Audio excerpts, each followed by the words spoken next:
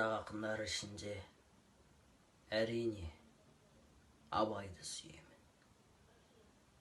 Менің бала күнімнен ішкен асым, алған нәрімнің барлығы да Абайдан деген Мұхтар Әуезовтің пікірі бүгінгі күні барша қазақтың рухани ұстанымына айналғаны сөзсіз.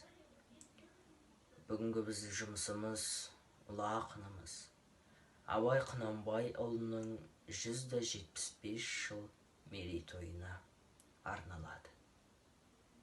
Әуелде бір суықмыз ақыл зерек. Әуелде бір суықмыз ақыл зерек. Жылытқан тұла бойды ыстық жүрек. Таулылық қалыпты шыдамдылық. Бұл қайраттан шығады, білсең керек. Ақыл, қайрат жүректі бірдей ұста. Сонда толық боласың елден бөлек. Жеке-жеке біреуі жарытпайды, жолда жоқ, жарым есті жақсы демек. Ақылда, ашуда жоқ, күлкіде жоқ. Тулап қайнап бір жүрек, қалады әлек. Біреуінің күні жоқ, біреуінсіз. Ғылым сол үшеуінің жөнін білмек. Сенбе жұртқа тұрса да қанша мақтап. Әуретеді ішіне қулық сақтап.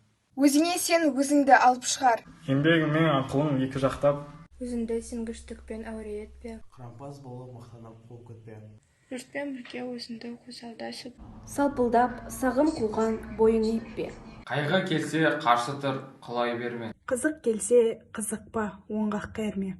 Жүрегіңе сүңгітеді бүгін көзде, сонан тапқан шын асыл тастай көрме.